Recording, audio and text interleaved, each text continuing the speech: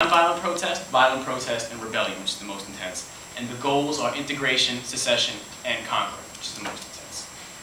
Now, form three hypotheses based on the literature that I reviewed. The first is that the more integrated, politically, socially, and economically into a nation-state structure an ethnic group is, the less ambitious its nationalist goals will be. Seem pretty logical because the more incorporated and the more normative an ethnic group situation within mainstream society is, the less I thought they would try to separate themselves from it. My second hypothesis is that the more integrated into a nation-state structure an ethnic group is, the less violent and intense its methods of nationalist pursuit will be. This builds upon the first. The less they want to separate, the more tame their methods of separation will be. My final hypothesis is that there is a direct relationship between the methods an ethnic national group employs and the goals it seeks to achieve.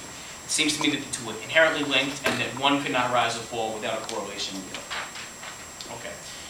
Now, my research design, I decided to perform a longitudinal analysis, which is basically an analysis of an extended period of time with the goal of flushing out patterns that take a while to reveal themselves. I chose a time period of 1875 to the present because 1880 was the first Kurdish national uprising in what is now Turkey. So I just wanted to go just a little bit before that and see what the patterns were, and then we'll go to the present day.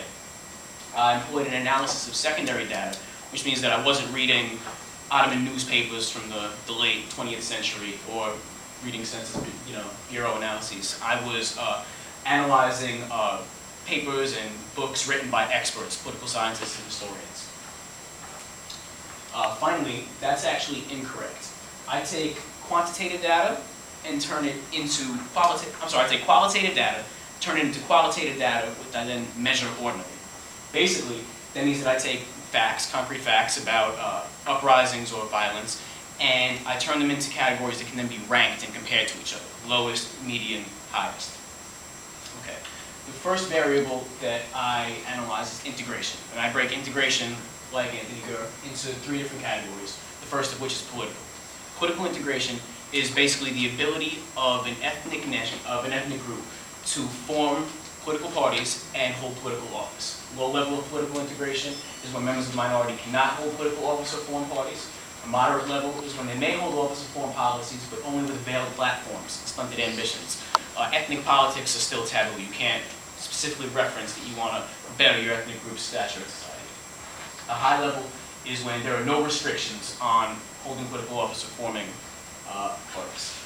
The next type of integration is cultural, which is the ability of an ethnic group to express itself and identify itself as belonging to that ethnic group. Low level is when it's completely illegal to identify yourself as or express yourself in ethnic terms. Moderate level is when it is legal but it's restricted, and a high level is when it's tolerated without restriction. The last type of integration is economic, which is basically the amount of wealth the minority possesses in relation to that of the majority. Low level is when they are far less wealthy, and you can see disparate underdevelopment in regions that they populate. Moderate level is when they're moderately represented within the middle and upper classes, and a high level is when they are roughly equal in terms of wealth with the majority. The next variable I analyzed were goals. The first goal is that of integration. This is the least intense, and it's basically when an ethnic minority wants to further incorporate itself and integrate itself into a state's political, economic, and cultural processes. The second is secession, and that's when they want to separate from a nation state and form a state on the territory that they hold currently. The third and most ambitious is that of conquering, when they not only want to establish their own state, but they want to also they want to take over the state that they currently exist within. The third variable were the methods of nationalist struggle. The first and least intense is nonviolent protest, which is basically legitimate political activity, mainstream political activity, I should say, nonviolent protest, public demonstrations, things of that nature. Second, most intense is violent protest, which is rioting, sporadic, random acts of violence, I should say, which results in a small number of casualties. And the third and most intense is full-scale rebellion, which involves coup attempts, guerrilla activity, and sustained terrorism, which results in significant casualties. I analyzed these variables for the time period I gave you guys before, and I charted my data, and this is pretty much what I got. Average integration is in blue, goals are in yellow, and methods are in green. Can you guys see on this side past me? That's cool. Okay.